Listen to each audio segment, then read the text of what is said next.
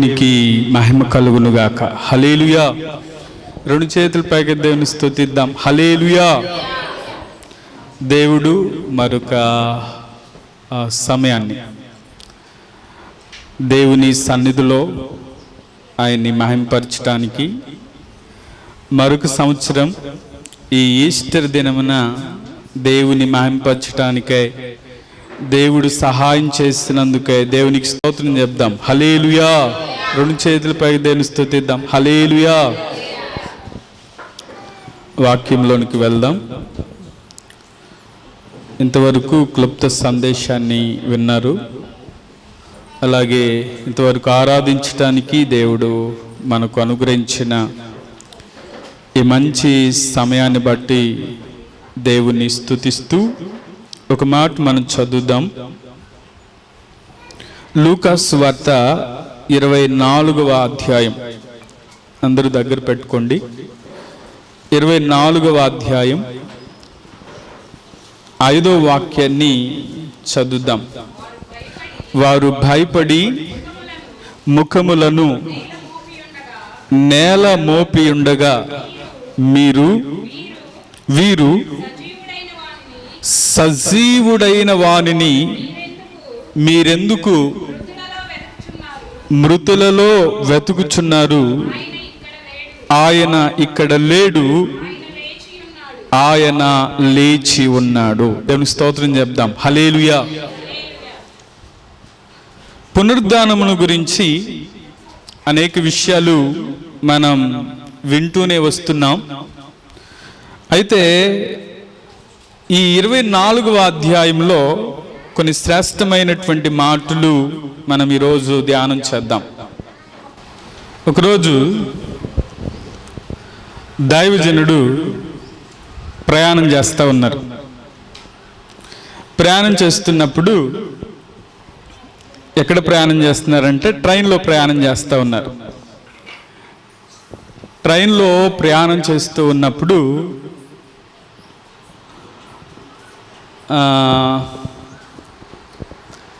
ఇలా white and white మీద ప్రయాణం చేసామనుకోండి, ఎదురున్న వాళ్ళు ఏమనుకుంటారు? అమ్మా పాస్టర్ గారు అనుకుంటారు.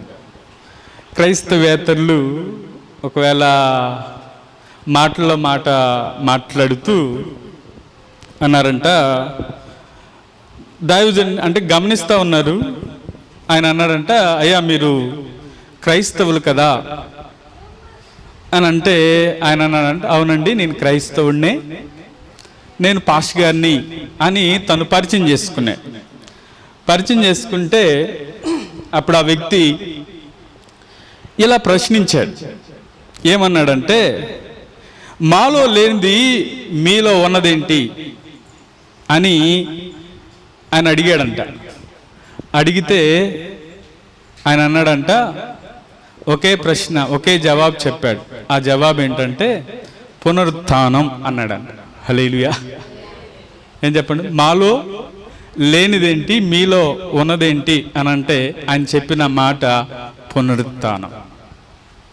చూడండి, ఈ లోకంలో చాలామంది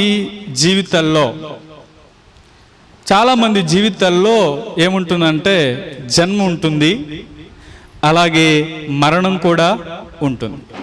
అయితే యేసుక్రీస్తు వారి యొక్క జీవితంలోనే ఏం కనపడతా ఉందంటే పునరుత్థానము, మరణాన్ని జయించడాన్ని యేసుక్రీస్తు వారిలో మనం చూస్తాం. అందుకనే పునరుత్థానము అనేటువంటిది క్రైస్తవ్యానికి, దానికి స్తోత్రం చెప్దాం, దేనికి? క్రైస్తవ్యానికి పునాది ఏంటి అంటే పునరుత్థానమే అని చెప్పాలి. ఈరోజు పునరుద్ధానం లేకపోతే ఒకవేళ క్రీస్తుని అంగీకరించేటువంటి వారు ఎంతమంది ఉండేవారు కాదేమో. అందుకనే ఓ భక్తుడు అన్నాడు, దైవజనుడు డాక్టర్ జాన్ స్టాట్ మాటల్లో ఆయన అన్నాడు, పునరుద్ధాన సిద్ధాంతం క్రైస్తవ్యం యొక్క హృదయ సారం. ఒకవేళ దీన్ని పునరుద్ధానాన్ని తీసివేస్తే పునరుద్ధానము తీసివేస్తే క్రైస్తవ్యం ఏమైపోతుందంటే చచ్చిపోతుంది అని అన్నాడు. పునరుద్ధానం తీసివేస్తే ఏ చచ్చిపోయి చెప్పండి? క్రైస్తవ్యమే చచ్చిపోతుంది. ఈరోజు మన జీవితాల్లో పునరుద్ధానము అనేది చాలా ప్రాముఖ్యమైనటువంటి విషయం. అందుకనే పునరుద్ధానము గురించి చాలా విషయాలు మనం నేర్చుకుంటూ ఉంటాం. అందుకనే ఈ పండుగను మనం ఏం మాట్లాడతామంటే ఈస్టర్ పండుగ అంటాం. ఏమంటాం? ఈస్టర్. అసలు ఈస్టర్ అనేది ఏ పదం అంటే జర్మనీ పదం. ఈ జర్మనీ జాతీయులు క్రైస్తవులు అయినప్పుడు వారు యేసయ్య పునరుద్ధానమును, నూతన జీవితాన్ని వారు ఇస్తుంది అని చెప్పి పునరుద్ధాన పండుగగా జర్మన్ పరిభాషలో ఈస్టర్ అని పిలిచారు. మొట్టమొదటిగా క్రీస్తు శకం 2వ శతాబ్దంలో నుంచి క్రైస్తవ సంఘం ఈ పండుగను ప్రారంభించారు. అప్పటి నుంచి ఈ పునరుద్ధాన పండుగను జరుపుతూ వచ్చారు. ఈ పునరుద్ధాన పండుగ, పునరుద్ధానము అంటే మరణించి ఒక వ్యక్తి తిరిగి లేవటమే పునరుద్ధానం. దానికి స్తోత్రం చెప్దాం. హల్లెలూయా. ఇంకో మాట చెప్పాలంటే పునరుద్ధానమును ఆంగ్లం అంటే ఇంగ్లీష్ కదా, దానిలో రిజరెక్షన్ అని అంటారు. అలాగే ఈ మాటకు అర్థం ఏంటంటే చనిపోయి తిరిగి జీవించటమే పునరుత్థానం. కాబట్టి ఈ పునరుద్ధాన పండుగను ఆనందకరమైన పండుగగా చాలామంది జరుపుకుంటూ వస్తారు. అలాగే పునరుద్ధానం, యేసుక్రీస్తు వారు పునరుద్ధానుడయ్యాడు, ఆయన పునరుద్ధానం చెందాడు అని చెప్తూ ఉన్నప్పుడు కొంతమంది నమ్మలేదు. కొంతమంది పునరుద్ధానమును వ్యతిరేకించినటువంటి వారు కూడా కనపడతారు. ఆయన పునరుద్ధానం చెందలేదు అని చెప్పినటువంటి వారు కూడా ఉన్నారు. అయితే పునరుద్ధానం యొక్క రుజువులేంటి అంటే నేటికి ఆయన సమాధి ఎలా ఉందంటే ఖాళీగానే ఉంది. దానికి స్తోత్రం చెప్దాం. నేటికి ఆయన సమాధి ఎలా ఉందంటే ఖాళీగానే ఉంది. అలాగే అక్కడ దూతలు సాక్ష్యం చెప్పారు. ఒక ఇద్దరు నిలబడి మనం చదువుకున్న మాట ఏమని చెప్పారు అంటే, వారు భయపడుతున్నప్పుడు మీరెందుకు అందుకనే సజీవుడైన వానిని మీరెందుకు మృతుల్లో వెతుకుచున్నారు? ఆయన ఇక్కడ లేడు, ఆయన లేచి ఉన్నాడు. అందుకనే దేవదూతలు సాక్ష్యం చెప్పారు. అలాగే మగ్దలేని మరియకు యేసుక్రీస్తు వారు కనబడ్డారు. మరియా అని పిలిచారు. రబ్బూని, బోధకుడా అని చెప్పి యేసయ్యతో మరియ మాట్లాడిన తర్వాత ఆమె వెళ్ళి ఒక సాక్ష్యం చెప్పింది. ఇలా 11 మంది శిష్యులు ఉన్నప్పుడు యేసయ్య వారితో ఉన్నాడు. అలాగే తోమా లేనప్పుడు వారితో ఉన్నాడు, తోమా ఉన్నప్పుడు కూడా ఉన్నాడు. తర్వాత ఆయన 500 మందికి, ఎమ్మాయి దారిలో 2 శిష్యులతో మాట్లాడినట్లుగా, గలిలయలోని శిష్యులతో మాట్లాడినట్లుగా, కొరింథీ పత్రిక 15వ అధ్యాయంలో ఒక్కసారే 500 మందికి పైగా ఆయన ఒక్కసారే ప్రత్యక్షమైనట్లుగా మనం అనేక విషయాలు, ప్రత్యక్షతను గురించి సాక్ష్యాలు వింటాం. చూడండి, ప్రభువు ఆరోహణమైనప్పుడు కూడా అందరూ చూస్తూ ఉండగానే ఆయన పైకి వెళ్ళిపోయారు. అయితే యేసుక్రీస్తు వారు ఆయన పునరుద్ధానము గురించినటువంటి అనేక రుజువులు మనకు కనబడుతూనే ఉంటాయి. అయితే ఈరోజు ఈ సందేశంలో నుంచి పునరుద్ధానము మనకి ఏమి ఇస్తుంది, పునరుద్ధానము ద్వారా మన జీవితాల్లో దేవుడు ఈ పునరుద్ధానము యొక్క ఫలితం ఏంటి, ఆ ఫలితములో కొన్ని విషయాలు, ఒక 5 విషయాలు మనం ధ్యానం చేద్దాం. మీరు ప్రాస కోసమని ఇలా రాసుకున్నాను. అన్ని ఆతో ప్రారంభం అవుతాయి. ఏతో? ఆతో. మొదటి మాట రండి, 24వ అధ్యాయం మీరు దగ్గర పెట్టుకోండి. 24వ అధ్యాయంలో 36వ వాక్యం నుంచి 53వ వాక్యం వరకు ఇది మాత్రం ఇలాగే పెట్టుకోండి. ఒకవేళ ఏదన్నా చెప్పినప్పుడు వాటిని కూడా చదవడానికి ప్రయత్నం చేయండి. 36వ వాక్యంలో ఆయన ఈ మాటలు చెప్తున్నాడు. వారు ఇలాగూ మాట్లాడుచుండగా ఆయన వారి మధ్య నిలిచి మీకు సమాధానమగునుగాక అని వారితో అనెను. అయితే వారు దిగులు పడి భయాక్రాంతులై భూతము తమకు కనబడనని తలంచిరి. చూడండి, అక్కడ రాయబడిన మాటల్లో వారు మాట్లాడుతూ ఉన్నారు. యేసయ్య వారికి ప్రత్యక్షమయ్యాడు. ఎమాయిదారులో ఆయన మాట్లాడుతున్నప్పుడు వారి హృదయాల్లో మండలేదా అని అనుకున్నారు. అలాగే అక్కడికి వెళ్ళిన తర్వాత వారితో కలిసి ఆయన భోజనం చేశాడు. ఆ రాత్రి వారితో ఉన్నాడు. ఇది జరిగిన తర్వాత వారితో ఆయన మాట్లాడుతూ వారి మధ్యలో నిలిచాడు. దానికి స్తోత్రం చెప్దాం, హల్లెలూయా. వారి మధ్యలో నిలిచి ఆయన అన్నమాట సమాధానము కలుగునుగాక. ఎప్పుడైతే సమాధానం కలుగునుగాక అని చెప్పాడో చూడండి, వారిలో అయితే వారు ఏం చేస్తా ఉన్నారంటే దిగులు పడ్డారు. అలాగే వారు భయపడ్డారు. శిష్యుల్లో ఎందుకు దిగులు? శిష్యుల్లో ఎందుకు ఆందోళన?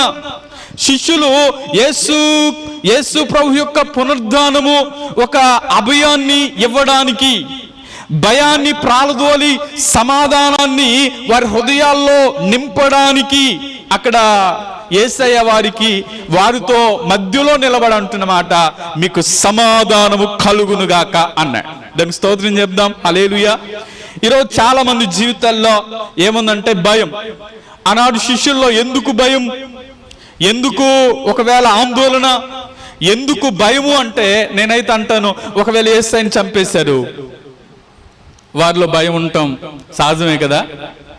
ఒకవేళ యేసయ్యను లేకుండా చేశారు, అన్యాయముగా ఆయనని ఏం చేశారు? అన్యాయముగానే చంపేశారు. ఇప్పుడు శిష్యులు ఆయనతో పాటు తిరిగిన వాళ్ళు వీరు కదా అని అంటే శిష్యులు కూడా చంపేయడానికి సిద్ధంగా ఉన్నారు, లేరంటారా? మనం అపోస్తుల కార్యంకి వస్తే యోహాను ఖడ్గము చేత చంపబడును అని చదువుతాం. అంటే పేతురుని ఎత్తుకెళ్ళి చెరసాల్లో వేశారు. అంటే భయం ఉండటం సహజమే. కానీ యేసయ్య వారి మధ్యలోనికి వచ్చి వారిలో నిలిచి అంటున్నాడు, మీకు సమాధానము కలుగునుగాక. ఇక్కడ అంటాను, భయం ఉన్న చోట, ఆందోళన ఉన్న చోట భయం ఉంటుంది, భయం ఉన్న చోట ఆందోళన ఉంటుంది. ఆందోళన భయం ఉన్న చోట ఏముండదు? నెమ్మది ఉండదు. భయం ఉన్న చోట ఏముండదు అంటే సమాధానం ఉండదు. భయం ఉన్న చోట ఏముండదు అంటే ప్రశాంతంగా ఉండలేరు. ఒకే ఆలోచన, యేసయ్యని చంపేశారు, ఒకవేళ మనల్ని ఏం చేస్తారు శిష్యుల్లో. అందుకనే వారికి అభయం ఇస్తున్నాడు. ఏమని అభయం ఇస్తున్నాడంటే మీకు సమాధానము కలుగునుగాక. దావీదు భక్తుడైతే అంటాడు, నాకు భయము సంభవించిన దినమున నేను నిన్ను ఆశ్రయించి తిని. దానికి స్తోత్రం చెప్దాం, హల్లెలూయా. చదువుతారా? 56వ కీర్తన 3వ వాక్యంలో, 56వ కీర్తన 3వ వాక్యంలో,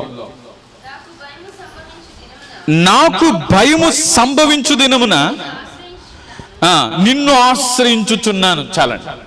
అతనికి ఎప్పుడైతే భయం వచ్చిందో ఆ భయం కలిగినప్పుడు ఎవరిని ఆశ్రయించాడంట? దేవుని ఆశ్రయించా. అదే దావీదు భక్తుడు 34వ కీర్తన 4వ వాక్యంలో అంటాడు, నాకు కలిగిన భయములన్నిటిలో నుంచి. దానికి స్తోత్రం చెప్దాం, హల్లెలూయా. చూడండి ఆ మాట అంటాడు 34వ కీర్తన, నాకు కలిగిన భయములన్నిటిలో నుంచి ఆయన నన్ను తప్పించెను. ఇప్పుడు భయము నుంచి తప్పించేది ఎవరంటే పునరుద్ధానుడే. ఇప్పుడు వారిలో ఉన్న భయం, వారిలో ఉన్న ఆందోళన, దావీదు దేవుని ఆశ్రయించాడు. దేవుని ఆశ్రయించిన కారణం చేత దావీదు అంటున్నమాట, నాకు కలిగిన భయాలన్నిటిలో నుంచి ఆయన నన్ను విడిపించాడు. ఇప్పుడు యేసయ్యే వారి మధ్యకి వచ్చి, యేసయ్యే వారి మధ్యలో నిలిచి, వారిలో ఉన్న ఆల్రెడీ వారిలో భయం ఉందని తెలుసు, వారు కలవరంలో ఉన్నారని తెలుసు, వారు ఆందోళనలో ఉన్నారని తెలుసు, వారు సమస్యల్లో ఉన్నారని తెలుసు, వారు ఇబ్బందుల్లో ఉన్నారని తెలుసు, వారు ప్రతికూలతలో ఉన్నారని తెలుసు. వారికున్న ఆ భయము నుంచి ఆయనే వారి మధ్యలో నిలిచి మీకు సమాధానము కలుగునుగాక. ఈరోజు పునరుద్ధానుడు మనకిస్తున్న అభయం ఏంటి? అందుకనే పునరుద్ధానం యొక్క ఫలితం ఏంటంటే ఆయన అభయం ఇస్తున్నాడు. ఆ అభయమే భయము నుంచి విడిపించుట. హల్లెలూయా. అందుకనే ఈ మాటను బట్టి నేను అంటాను, అభయం ఏంటంటే వారికి సమాధానాన్ని ప్రకటించటమే. అంతకుముందే వారు భయపడుతూ ఉన్నారు. వారి భయము నుంచి వారిని విడుదల కలగ చేయడానికే ఆయన అంటున్న మాట సమాధానము కలుగునుగాక అన్నాడు. షాలోమ్, సమాధానం. వారికి ఒక అద్భుతంగా వారికి ఏమిస్తున్నాడంటే అభయం ఇస్తున్నాడు. ఈరోజు మన జీవితాల్లో కూడా ఎటువంటి పరిస్థితుల్లో ఉన్నా మనలో ఉన్న భయమును దేవుడే కొట్టివేయునుగాక, మనలో ఉన్న ఆందోళనను దేవుడు విడిపించునుగాక. కాబట్టి ఆయన, అందుకని దావీదు అంటున్నాడు, నేను ఆయన ఆశ్రయించాను. ఈరోజు పునరుద్ధానుడైన దేవుణ్ణి మనం ఆశ్రయించటాన్ని బట్టి ఆమె ఈ ఈస్టర్ ఆరాధనలో నీవు దేవుని ఆశ్రయించావు కదా, ఆ ఆశ్రయించిన దాన్ని బట్టి నీకు కలిగిన భయాల్లో, ఒకవేళ ఏ భయంలో ఉన్నావో, ఏ ఆందోళనలో ఉన్నావో, ఏ పరిస్థితుల్లో ఉన్నావో, ఆ పరిస్థితులన్నిటిలో కూడా ఆయనే విడిపించునుగాక. కాబట్టి మనకు కలిగిన భయాల్లో ఆయనే అభయమిచ్చే దేవుడు. మనకు కలిగిన ప్రతి బంధకాల నుంచి ఆయన విడిపించునుగాక. చూడండి, లూకాసు వార్తలో 24వ అధ్యాయంలో 38వ వాక్యం నుంచి మనం చదువుదాం. అప్పుడు ఆయన, మీరెందుకు కలవరపడుచున్నారు?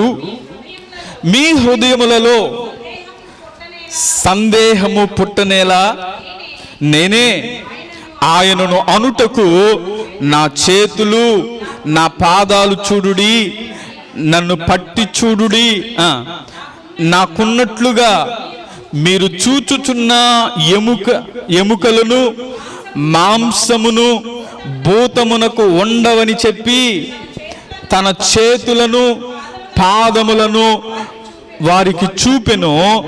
అయితే వారు సంతోషము చేత ఇంకను నమ్మక ఆశ్చర్యపడుచుండగా ఆయన, ఇక్కడ మీ యొద్ద ఏమైనా ఆహారము కలదా అని వారిని అడిగెను. వారు కాల్చిన చేప ముక్కను ఆయనకిచ్చిరి. ఆయన దాన్ని తీసుకొని వారి ఎదుట భుజించెను. దేవుని స్తోత్రం చెప్దాం, హల్లెలూయా. వారి ఎదుట ఏం చేశారంట? భుజించాడు. ఆశ్చర్యం మొదటిది అభయం అయితే రెండవది ఆశ్చర్యం. అందుకనే అక్కడ ఆశ్చర్యపడుచుండగా సంతోషము చేత ఇంకను నమ్మక వారు ఏం చేస్తున్నారంటే ఆశ్చర్యపడుచున్నారు. దేనికి ఆశ్చర్యపడుతున్నారు? శిష్యులు ఆశ్చర్యపడుతూ ఉన్నారు. ప్రభు భౌతికంగా లేచాడు, లేకపోతే యేసు ఆత్మ వారికి ప్రత్యక్షం కాలేదు, కానీ మహిమపరచబడిన భౌతిక శరీరముతోనే ప్రభు వారికి కనపడ్డాడు. దానికి స్తోత్రం చెప్దాం, హల్లెలూయా. ఎలా కనపడ్డాడు? ఆత్మతో, లేకపోతే ఆత్మస్వరూపిగా వారి మధ్యలో కనపడలేదు.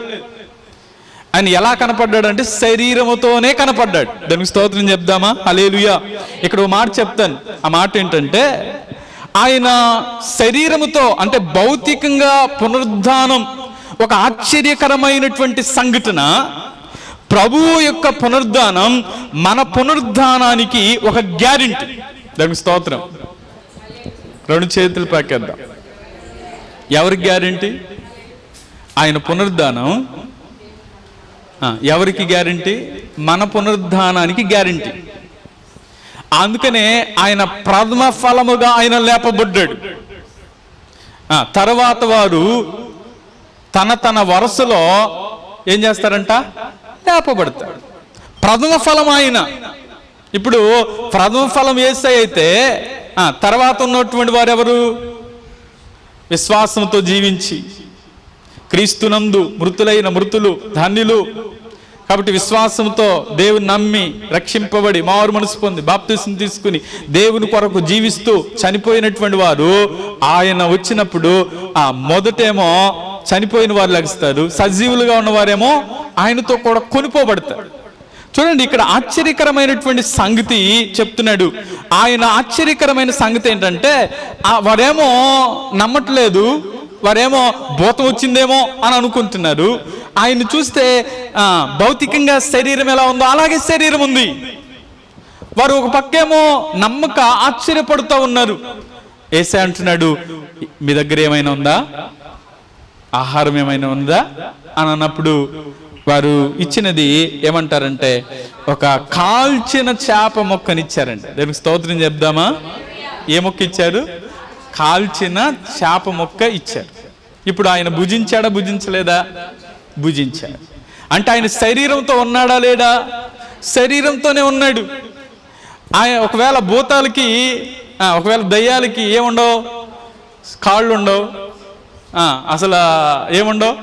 భూతాలకి భయపెడతా ఉంటాయి కాబట్టి భయపెట్టడానికి మాత్రం బాగుంటాయి. కాళ్ళు ఉండవు, చేతులు ఉండవు, ఏం తినవు, ఏమి మాట్లాడతాయేమో, కానీ తినటానికి అవకాశం. కానీ యేసుక్రీస్తు వారు ఆశ్చర్యమైన సంగతి ఏంటంటే, ఆయన వారి దగ్గరకు వచ్చి నిలిచాడు. అలాగే ఆహారానికి ఏమైనా ఉన్నదా? కాల్చిన చేప మొక్కను ఏం చేశారంటే తిన్నారు. చూడండి, యేసయ్య అంతకుముందు ఆశ్చర్య కార్యాలు చేయటం మనం చూసాం. చనిపోయిన వాడిని బ్రతికించాడు, లాజరుని. యాయిరు కుమారుడు పాడి మీద తాకగానే అద్భుతంగా లేచాడు. ఇంకా చెప్పాలంటే రోగులు అనేక మంది ఆశ్చర్య కార్యాలు చూస్తూ వచ్చారు. ఇలా చెప్పాలంటే ఆయన మరణాన్ని గెలవటం, మరణాన్ని జయించటం అనేది ఆశ్చర్యం. అందుకనే ఆయన మొదట పునరుద్ధానుడయ్యాడు. కాబట్టి ఆ పునరుద్ధానం తన యందు విశ్వాసం ఉంచినటువంటి వారి జీవితాల్లో, తన దగ్గరకు వచ్చినటువంటి వారి జీవితాల్లో వారు కూడా తిరిగి లేస్తారు అన్న నిశ్చయతను ఆశ్చర్యకరుడైన పునరుద్ధానుడు మనకు నేర్పించునుగాక. ఈ పాఠంలో మొదటిది అభయమిస్తున్న పునరుద్ధానుడైతే, రెండవది ఆశ్చర్యకరుడైనటువంటి పునరుద్ధానుడు. ఆశ్చర్యకరుడైన పునరుద్ధానుడు ఆయన లేవటమే కాదు, ఆయన నమ్మినటువంటి బిడ్డలను కూడా ఆయనతో కూడా వెంట పెట్టుకుని వెళ్ళునుగాక. రెండు విషయాలు చెప్పాను, మూడో విషయం చెప్తాను. చూడండి, 43వ వాక్యం కంటిన్యూ. 43 అంటే 44 నుంచి చదివితే, అంతటా ఆయన మోషే ధర్మశాస్త్రములోను ప్రవక్తల గ్రంథాల్లోను కీర్తనలోను నన్ను గూర్చి రాయబడినవన్నీ నెరవేరవలెనని నేను మీ యొద్ద ఉండినప్పుడు మీతో చెప్పిన మాటలు నెరవేరినవని వారితో చెప్పెను. అప్పుడు వారు లేఖనములు గ్రహించున్నట్లుగా ఆయన వారి మనస్సును తెరిచి. చాలండి, దీనికి ఇచ్చిన టైటిల్ ఏంటంటే అవగాహన. అవగాహన. అవగాహన అంటే లేఖనాల పట్ల ప్రతి ఒక్కరికి అవగాహన ఉండునుగాక. లేఖనాలు అంటే పరిశుద్ధ గ్రంథంలో చెప్పే మాట. ఇప్పుడు ఇక్కడ ఆయనే చెప్తున్నాడు, ఏమంటాడంటే యేసయ్య అంటున్నాడు, మోషే గ్రంథాల్లో, మోషే ధర్మశాస్త్రంలో, ప్రవక్తల గ్రంథాల్లో, కీర్తనల్లో ఏమున్నాయి? రాయబడినవన్నీ నెరవేరుతున్నాయి. ఇప్పుడు వారిని, శిష్యులని ఆయన మాట్లాడుతున్న మాట మీకు అర్థమైందా? మోషే ధర్మశాస్త్రంలో రాయబడిన మాట అర్థమైందా? ప్రవక్తలు చెప్పిన మాటలు అర్థమైనవా? అలాగే కీర్తన గ్రంథములో చెప్పబడిన మాటలు అర్థమయ్యాయా? మోషే ధర్మశాస్త్రములో రాయబడిన మాట చూడండి, ద్వితీయోపదేశకాండం 18వ అధ్యాయం 15వ వాక్యం నుంచి మనం చదువుదామా? ద్వితీయోపదేశకాండం 18వ అధ్యాయం 15వ వాక్యం నుంచి మనం చదువుదాం.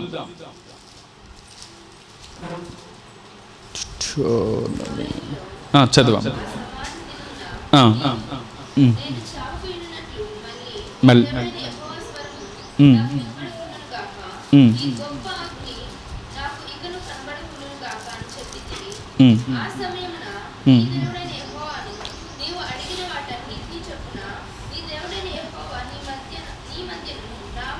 నా వంటి ప్రవక్తను నీ సహోదరుల్లో నీ కొరకు పుట్టించుదును, ఆయన మాట నీవు వినవలెను. మరియు యెహోవా నాతో ఇట్లనెను, వారు చెప్పిన మాట మంచిది, వారి సహోదరుల్లో నుండి నీ వంటి ప్రవక్తను వారి కొరకు పుట్టించెదను, అతని నోట నా మాటలుంచుదును, నేను అతనికి ఆజ్ఞాపించినది యావత్తును అతడు వారితో చెప్పును. దేవునికి స్తోత్రం చెప్దాం. హల్లెలూయా. ఇది ఎవరి గురించి? ఈ ప్రవచనం ఎవరి గురించి అంటే యేసుక్రీస్తు వారి గురించి. అందుకనే అంటాడు, సహోదరుల్లో ఇదిగో యెహోవా మీ మధ్య నా వంటి ప్రవక్తను నీ సహోదరుల్లో నీ కొరకు పుట్టిస్తాను.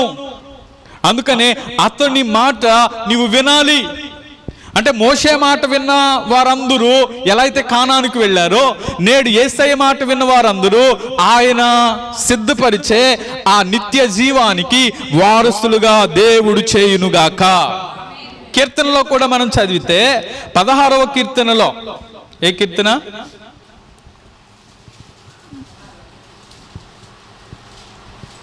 9-10 వాక్యాలు.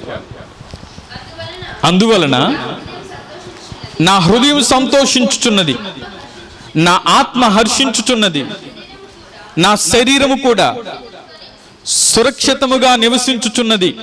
ఎందుకనగా నీవు నా ఆత్మను పాతాళములో విడిచిపెట్టవు, నీ పరిశుద్ధుని కుళ్ళు పట్ట నీవు. చూడండి, అక్కడ అంటాడు నా ఆత్మ అంటే నీవు నా ఆత్మను పాతాళములో విడిచిపెట్టవు, అలాగే నీ పరిశుద్ధుని కుళ్ళు పట్ట నీవు. పాత నిబంధన గ్రంథంలో ప్రవచనానుసారంగా చెప్పబడుతున్న మాటలు. యోబు తన గ్రంథంలో రాస్తూ అంటాడు, నా విమోచకుడు సజీవుడు. ఇది ఎవరి గురించి రాయబడిన మాట? యేసుక్రీస్తు వారి గురించి రాయబడిన మాట. అలాగే కీర్తనలో ఇంకో చోట అంటాడు, నేను నిన్ను విడిపించెదను. 49వ కీర్తన 15వ వాక్యం. అలాగే 73వ కీర్తన 24వ వాక్యంలో అంటాడు, మహిమలో నీవు నన్ను చేర్చుకుంటావు. యెషయా గ్రంథంలో కూడా ప్రవచనానుసారంగా చెప్తాడు, మృతులైన నీ వారు ఏం చేస్తారంటే బ్రతుకుదురు. దానికి స్తోత్రం చెప్దాం. హల్లెలూయా. కాబట్టి ప్రవచనానుసారంగా పునరుద్ధానము గురించి అనేక ప్రవచనాలు ఉన్నాయి. ఈ ప్రవచనాలు మీరు అవగాహన చేసుకున్నారా? అక్కడ లూకాసు వార్తలో మనం చదివితే ఎవరెవరు చెప్పాడు? మోషే ధర్మశాస్త్రం అన్నాడు, తర్వాత ప్రవక్తలు చెప్పాడు, కీర్తనల గ్రంథంలో అని అన్నాడు. తర్వాత ఇంకో మాట అంటాడు, ఏమంటాడంటే నేను మీ యొద్ద ఉండినప్పుడు నేను మీతో చెప్పిన మాటలు. దేవుని స్తోత్రం చెప్దాం. హల్లెలూయా. నేను మీ యొద్ద ఉన్నప్పుడు నేను మీతో చెప్పిన మాటలు.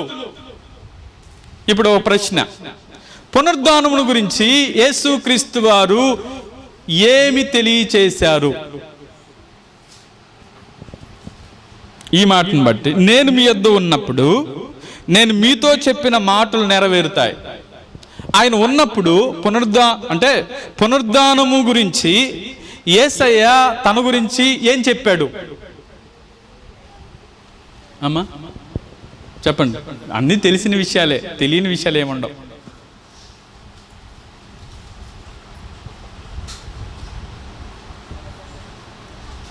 ఇంతేనా అంటాను నేను చెబితే. మళ్ళీ పునరుద్ధానమును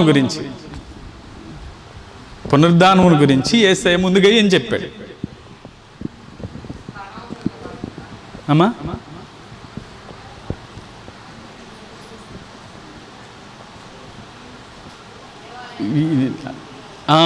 ఎస్, దేవాలయాన్ని పడగొట్టి నేను 3వ దినాన్న కడతా. వారంటారు, ఏమంటారు? మేము ఈ దేవాలయం కట్టడానికి 48 సంవత్సరాలు పట్టింది, నువ్వు 3 దినాల్లో కడతావా? ఓకే. ఇంకోటి ఒకటే కదా, చాలా ఉన్నాయి.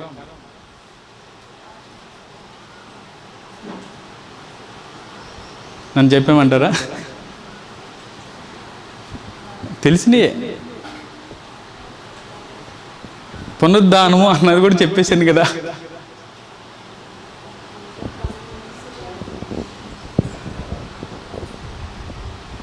పునరుద్ధానమును జీవమును నేనే. నేనే మార్గం, నేనే సత్యం, నేనే జీవం. ఇంకా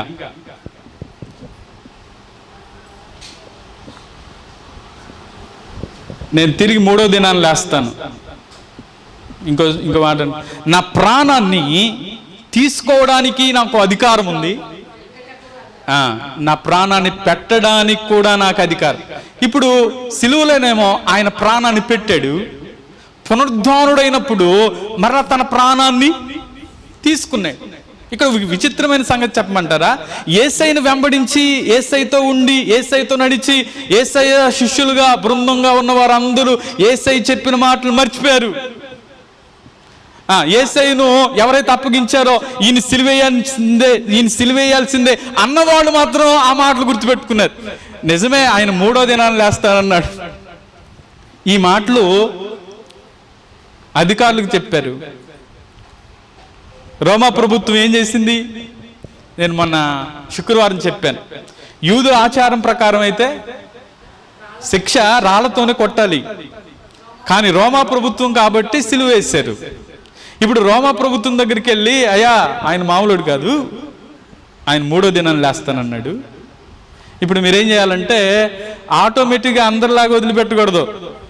ఇప్పుడు ఆ సమాధి దగ్గరికి సమాధి చేయటమే కాదు, దానికి ఒక పెద్ద రాయి వేయాలి, రాయికి సీల్ వేయాలి. సీల్ వేయటమే కాదు, కావాలని పెట్టాలి. ఏం పెట్టాలి? సీల్ వేయటం వరకే కాదు.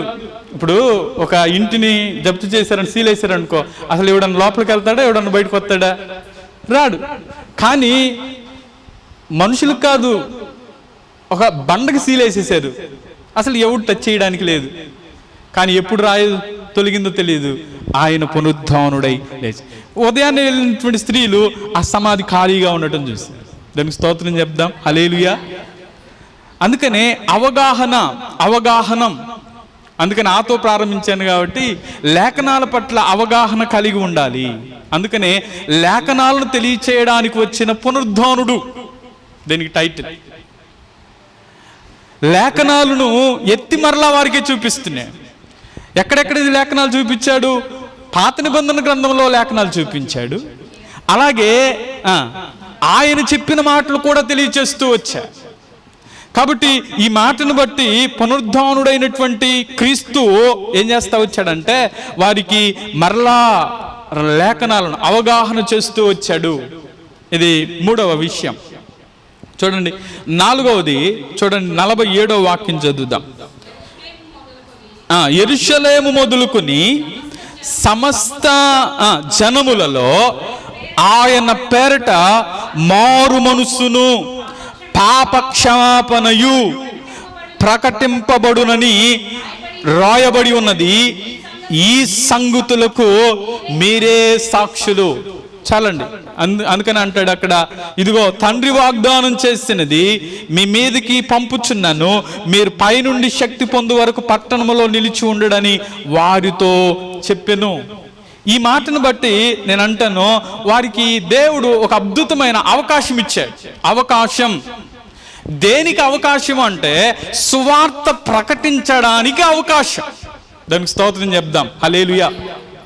ఇప్పుడు సువార్త ప్రకటించడానికి వారికి వచ్చిన అవకాశం ఏంటి అంటే, అక్కడ రాయబడిన మాటను బట్టి మనం చెప్తున్న మాట, మారు మనస్సును. చూడండి, యెరూషలేము మొదలుకొని సమస్త జనులలో, యెరూషలేములో ఈ సంఘటన జరిగింది. యెరూషలేములో ఆయన ఏం చేయబడ్డారు? సమాధి చేయబడ్డారు. ఆయన సమాధిని తిరిగి లేచాడు. ఆ సంగతి శిష్యులకు, అలాగే ఇక్కడ మాట చెప్పాలంటే మొట్టమొదటిగా సువార్తను ఎవరి ద్వారా దేవుడు వెల్లడి చేస్తూ వచ్చాడు అనంటే, యేసుక్రీస్తు వారి పుట్టుక గురించి ఎవరు సువార్తను ప్రకటించారు? ఇది ప్రశ్న. పుట్టుక గురించి ఎవరు ప్రకటించారు? అమ్మా, దేవదూతలు వచ్చారు. దేవదూతలు ప్రకటించిన దానికంటే, అంటే దేవదూతలు వచ్చి చెప్పిన దాన్ని ఎవరు ప్రకటించారు అంటే గొర్రెల కాపరులు, అంటే అనాగరికులు. ఇప్పుడు క్రీస్తు యొక్క వర్తమానం ఏంటి చెప్పండి? క్రీస్తు యొక్క వర్తమానం ఎవరి ద్వారా దేవుడు తెలియచేయాలనుకున్నాడు అంటే అందరిని వదిలిపెట్టాడు. క్రీస్తు యొక్క వర్తమానం ఎవరి ద్వారా తెలియచేస్తూ వచ్చాడు అంటే అనాగరికులైన గొర్రెల కాపరుల ద్వారా దేవుడు తెలియచేయాలనుకున్నాడు. అలాగే పునరుద్ధాన సందేశం ఆనాటి కాలంలో స్త్రీలకు అంత ప్రాధాన్యత ఉండేది కాదు. కానీ పునరుద్ధాన సందేశం దేవుడు ఎవరి ద్వారా ఇవ్వాలనుకున్నాడంటే స్త్రీల ద్వారా పునరుద్ధాన సందేశాన్ని ఇవ్వాలనుకుంటున్నాడు. ఈరోజు నేను అంటాను, పునరుద్ధాన సందేశం చెప్పింది స్త్రీలే. పరిశుద్ధ గ్రంథంలో మాట ఉంటుంది, ప్రకటించు స్త్రీలు గొప్ప సైన్యము వలె ఉన్నారు అంటాడు. హల్లెలూయా. ఇక్కడున్న వారందరూ ప్రకటించే స్త్రీలుగా దేవుడు చేయునుగాక, ఒక సైన్యముగా. ఆమె ప్రకటించే స్త్రీలుగా అంటే ప్రకటన, సువార్తను ప్రకటించటం. ఏంటి సువార్త అంటే యేసయ్య జనన మరణ పునరుద్ధానములే సువార్త. అందుకనే యెరూషలేము మొదలుకొని సమస్త జనులకు, అందుకని ఆ మాటలు అంటాడు, యెరూషలేము మొదలుకొని సమస్త జనుల్లో ఆయన పేరట మారు మనస్సును పాప క్షమాపణయు ప్రకటింపబడునని రాయబడి ఉన్నది. ఇప్పుడు మారు మనస్సు, అలాగే ఏమంటున్నాడంటే అక్కడ ఏమంటున్నాడంటే పాప క్షమాపణ. ఇప్పుడు ఒక వ్యక్తి మారు మనసు పొందాలంటే దేవుని నమ్ముకోవాలి. పాప క్షమాపణ పొందాలంటే యేసయ్య రక్తం ప్రతి పాపం నుంచి మనల్ని పవిత్రులుగా చేయాలి. కాబట్టి యేసయ్య దగ్గరకు వచ్చిన వ్యక్తి దేవుడు ఏం చేస్తాడంటే అతన్ని పరిశుద్ధుడిగా మారుస్తాడు. కాబట్టి మనం చేయవలసిన ప్రకటన, మేము పునరుద్ధానుడైన క్రీస్తును ప్రకటిస్తున్నాం. హల్లెలూయా. ఏది? మేము పునరుద్ధానుడైన యేసును ప్రకటిస్తున్నాం. సిలువ వేయబడిన యేసును కూడా ప్రకటించాం. అయితే సిలువ వేయబడిన ఆయన సమాధి చేయబడి ఆయన తిరిగి లేచాడు. కాబట్టి ఈ మాటను బట్టి నేను అంటాను, స్వార్థ ప్రకటించటానికి దేవుడు అవకాశం ఇచ్చాడు. అది ఎవరికి ఇచ్చాడు అని అంటే ఒక సేవకుడు మాత్రమే కాదు స్వార్థ ప్రకటించేది. ఆ స్వార్థల భారం ప్రతి ఒక్కరూ ఆ భారాన్ని కలిగి ఉందురుగాక. చివరిగా 50వ వాక్యం 24వ అధ్యాయం లూకాసు సువార్త 24:50. ఆయన బేతనీ వరకు వారిని తీసుకుపోయి చేతులెత్తి వారిని ఆశీర్వదించెను. వారిని ఆశీర్వదించుచుండగా ఆయన వారిలో నుండి ప్రత్యేకింపబడి పరలోకమునకు ఆరోహణుడాయను. వారు ఆయనకు నమస్కారం చేసి మహా ఆనందముతో యెరూషలేమునకు తిరిగి వెళ్ళి ఎడతెగగా దేవాలయములో ఉండి దేవునికి స్తోత్రము చేయుచుండిరి. ఈ మాటను బట్టి ఓ టైటిల్ ఇవ్వాలంటే ఆనందం. హల్లెలూయా. ఏంటి చెప్పండి? ఆనందం. ప్రభు పునరుద్ధానం మన జీవితాలకు ఆనందమయంగా చేసింది. అందుకనే ఆనందంగా ప్రభువుని వారు ఏం చేస్తున్నారంటే స్తుతిస్తున్నారు. ఆనందంగా వారు ఏం చేస్తున్నారంటే ఆరాధిస్తున్నారు. ఈరోజు ఇక్కడ ఒక మాట చెప్తాను, జాగ్రత్త వినండి. ఎవరికి ఇది ఆనందకరమైన పండగగా ఉంటుంది? నేను చెప్పే మాట జాగ్రత్త వినండి. ఎవరికి ఇది ఆనందకరమైన పండగగా ఉంటుంది? ఎవరైతే తమ పాపాలు ఒప్పుకుని అపవాది క్రియల నుంచి విడుదల పొంది రక్షణ పొందుతారో వారికి ఇది ఆనందకరమైన పండుగ. రెండవది, ఎవరైతే ఆచార రీతిగా కాక, నేను చెప్పి మార్చారు, ఎవరైతే ఆచార రీతిగా కాక ఆదివారం ఆలయానికి వెళ్ళి ఆయన బిడ్డలతో చేరి క్రీస్తును ఆత్మతో సత్యముతో ఆరాధిస్తారో వారికి ఇది ఆనందకరమైన పండుగ. మూడవది, ఎవరైతే క్రీస్తు శిలువ మరణ పునరుద్ధానములను సర్వలోకానికి వెళ్ళి సత్యసువార్తను అనుదినము ప్రకటిస్తారో వారికి ఇది ఆనందకరమైన పండుగ. నాలుగవది, ఎవరైతే లోక మర్యాదను అనుసరింపక క్రీస్తు వాక్యానుసారముగా జీవిస్తూ క్రీస్తు రెండవ రాకడ కొరకు సిద్ధపడి ఆశతో ఆపేక్షతో ఎదురు చూస్తారో వారికి ఇది ఆనందకరమైన పండుగ. కొంతమందికి ఆచారం.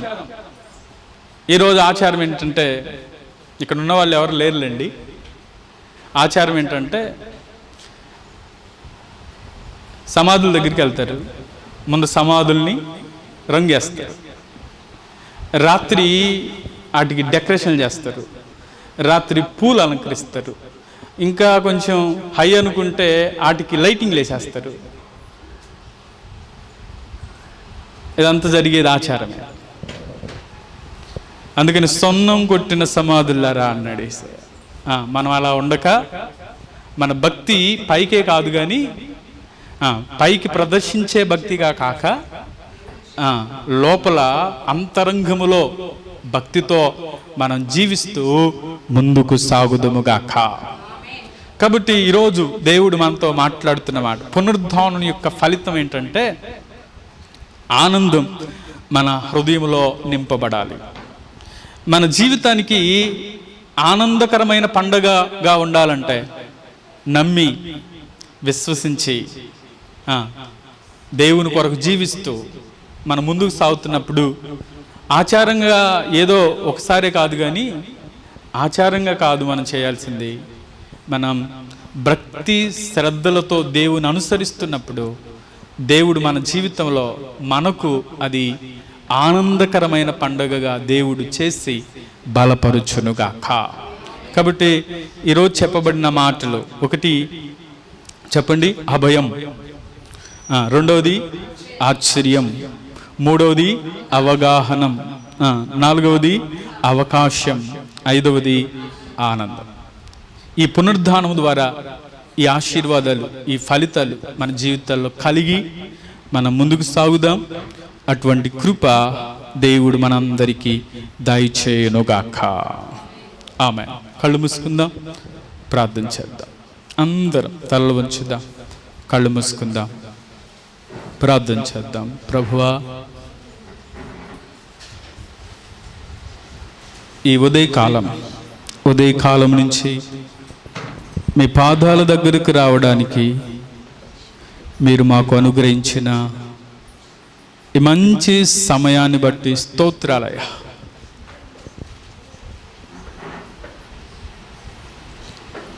పునరుద్ధానం యొక్క ఫలితం ఈ దినం మీరు మాతో మాట్లాడుతూ వచ్చినందుకై స్తోత్రం.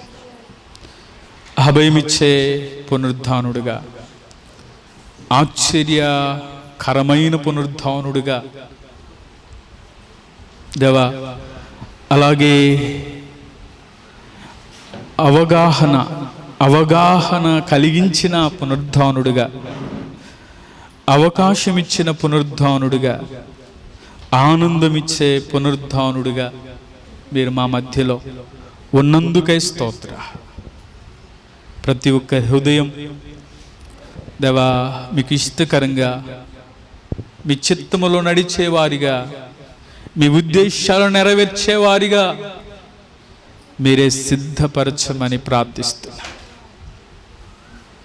మీ కృపలో ఒక్కొక్కరిని బలపరచండి. ఈ సందేశం ద్వారా మీ బిడ్డల జీవితంలో దేవా మేలును అనుగ్రహించమని ప్రార్థిస్తున్నాను.